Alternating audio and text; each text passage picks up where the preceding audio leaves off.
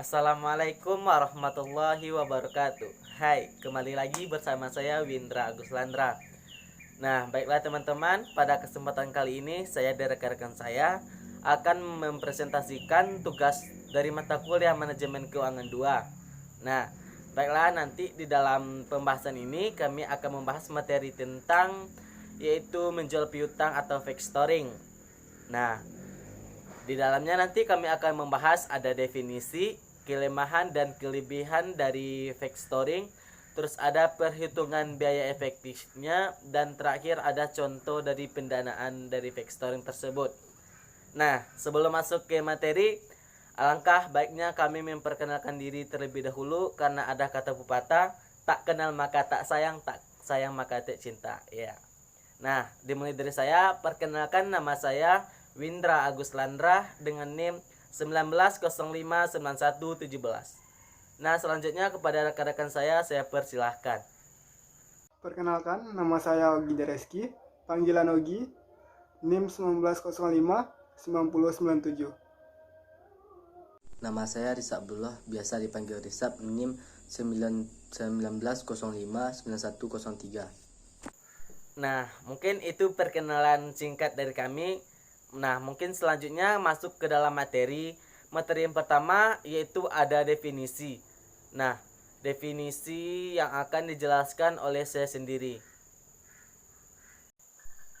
Nah, factoring atau disebut juga dengan anjak piutang adalah suatu usaha pembiayaan dalam bentuk pembelian dan atau pengalihan serta pengurusan piutang atau tagihan jangka pendek suatu perusahaan dari sebuah transaksi perdagangan. Nah, di mana nantinya pihak bank dapat menanggungjawabkan risiko secara keseluruhan yang jika piutang tidak tertagih dari obligator tersebut. Nah, baiklah teman-teman, di dalam anjak piutang ada pihak-pihak yang terkait. Yang pertama ada faktor, yaitu perusahaan atau pihak yang menawarkan jasa piutang tersebut. Selanjutnya ada klien, yaitu klien adalah pihak yang menggunakan jasa perusahaan anjak piutang. Nah, nanti setelah klien itu akan memiliki nasabah atau customer. Nah, baiklah, setelah saya uraikan pengertian dari anjak piutang atau factoring tadi, maka dapat kita ambil kesimpulan bahwa factoring ini sebuah teknik pendanaan jangka pendek dengan memanfaatkan piutang yang dimiliki sebuah perusahaan. Nah, perusahaan yang bersangkutan akan menjual hak atas piutangnya kepada perusahaan factoring. Nah, selanjutnya materinya ada kelebihan dan kelemahan dari anjak piutang. Yang pertama ada kelebihannya. Yang pertama kelebihan yaitu cash flow-nya lebih cepat. Nah, yang bisa dimanfaatkan dari cash flow lebih cepat yaitu misalnya untuk memperoleh persediaan yang lebih cepat laku. Yang kedua ada asuransi terhadap piutang tidak tertagih tersebut. Yang ketiga, beban administrasi pengelolaan piutang bisa dipindahkan ke faktor atau orang yang membeli piutang tersebut. Yang keempat ada biaya anjak piutang bisa dikurangkan dari penghasilan kena pajak sebab berhubungan dengan proses menghasilkan pendapatan. Nah, yang kelima teman-teman ada yaitu tidak mengharuskan posisi keuangan yang kuat. Yang keenam ada tidak ada implikasi jangka panjang yang negatif dari neraca. Nah, yang terakhir yaitu ada bisa dilaksanakan untuk sekali transaksi atau untuk jangka panjang. Nah, selanjutnya ada yaitu kekurangan dari anjak piutang. Nah, adapun kelemahan yang pertama yaitu ada biaya yang relatif tinggi.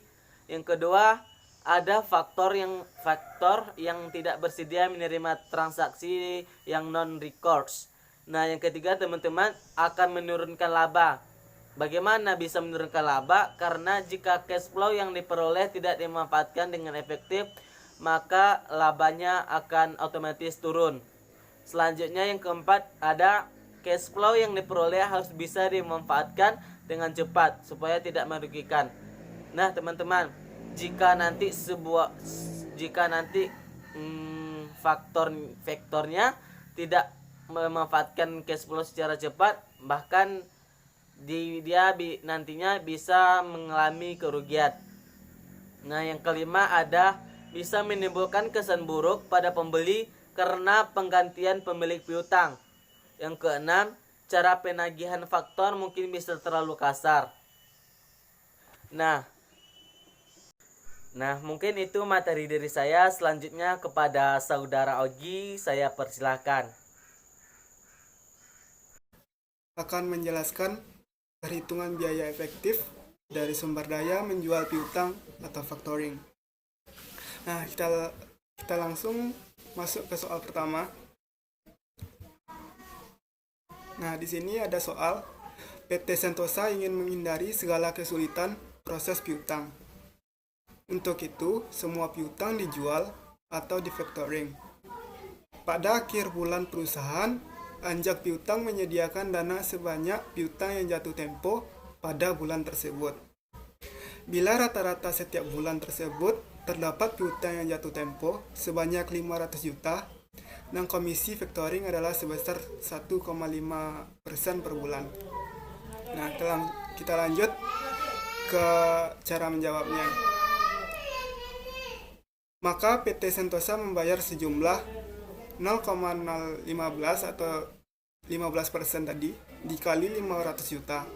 Hasilnya adalah 7,5 juta per bulan.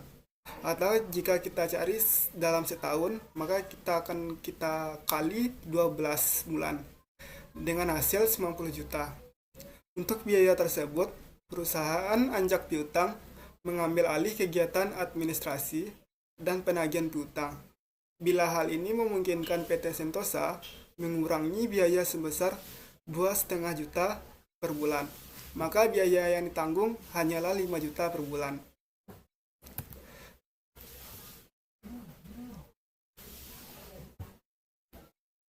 Nah, untuk berapa tingkat bunga tahunannya bisa kita cari dengan rumus berikut. 1 ditambah 5 dibagi 15, karena ada 12 bulan selama 1 tahun, lalu dikurangi 1 dengan hasil 12,68% per tahun. Demikian penjelasan dari saya.